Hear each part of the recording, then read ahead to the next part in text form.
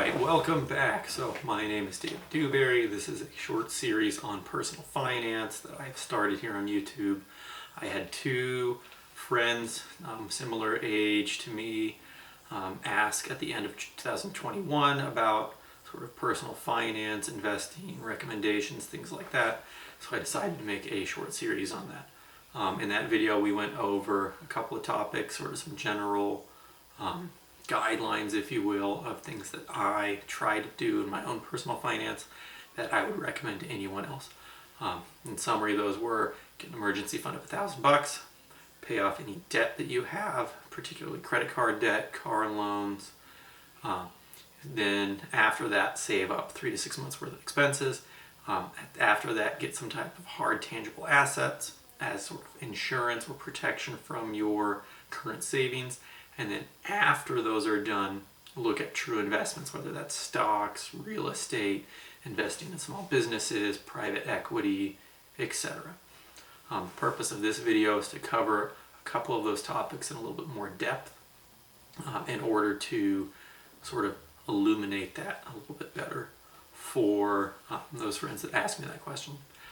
Sort of the 4 topics for this video is going over debt, bills, savings, and sort of proactive versus reactive costs, and why it's better to be proactive about things instead of reactive. I keep looking over to this side. That's because there's a whiteboard over there, so don't mind me periodically glancing over there. First thing on the list is debt. The reason you want to pay debt off, as soon as you can after you get that initial $1,000 of emergency money, is that debt that you have, it has a price that comes with it, and that price is the interest, or what I'm going to call the premium, that you're paying for getting whatever it is you bought on credit early. So let's say, for example, you have a credit card bill, you have nothing on it, you spend $3,500 for the month, and your income is $3,000. Just, hypothetical situation. That extra $500 that you spent, you can't pay down your credit card bill. It's going to carry over to the next month. You get charged interest.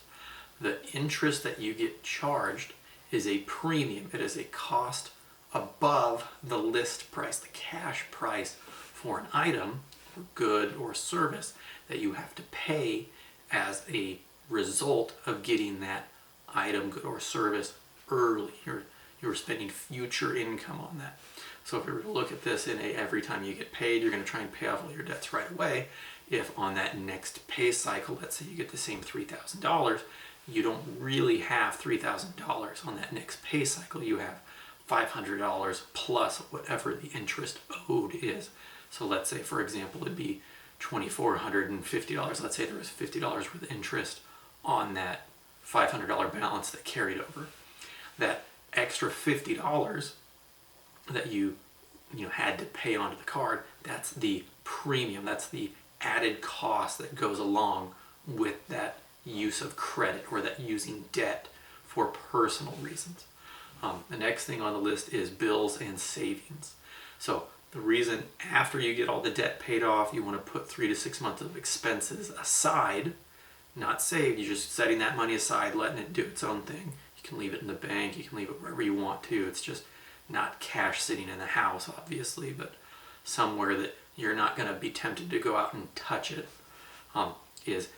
Layoffs happen, companies downsize, you might get fired at work, you might try and start a small business, and you need to have some money set aside for the business to kind of take off.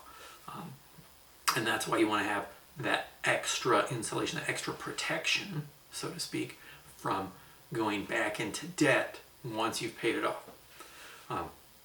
The next topic, or the next concern, is proactive versus reactive maintenance, or proactive versus reactive spending for things. So that initial $1,000 emergency fund that we talked about was meant to avoid putting expenses on credit cards, or going into debt to take care of, I wouldn't really call them emergencies, but they're more like inconvenience. This would be things like a flat tire on a car, a broken window,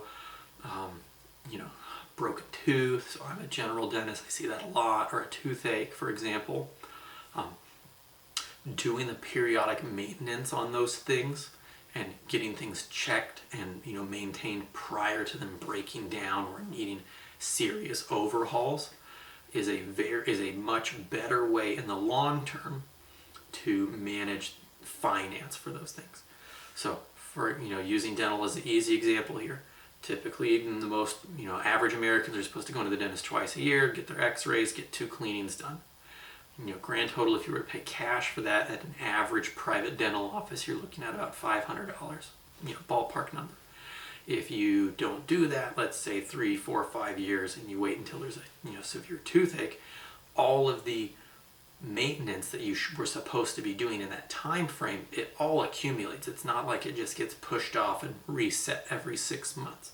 So now instead of getting a regular cleaning, what's called a prophy, you need to get a deep cleaning. You need to get scaling and root planing, or you need to go and see a gum specialist, which is going to be an even higher cost above the reactive cost.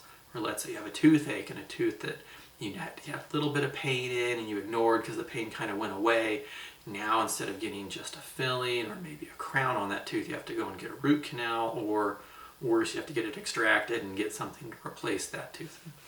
I can tell you I've seen it time and time again. Patients come into the office, they say, I haven't been to the dentist in 10 years, and we take a look in their mouth and half their teeth are full of decay or they're broken, and we tell them you need to get 5 figures worth of dental work done, and they're absolutely shocked. And we hear the classic phrase of, I just want a regular cleaning and I want you to whiten my teeth. And it can be a little frustrating from a provider side, but that's me going off on a tangent. It's better for those patients or those people if they were to come in for their 6-month cleaning, even though it's expensive, even though it's inconvenient to do. By doing that $250 every 6 months worth of dental work, this is assuming they're a cash patient at an average office, to get that work done, and then once every 2 years they get a filling or something like that, they avoid going to that higher cost of treatment.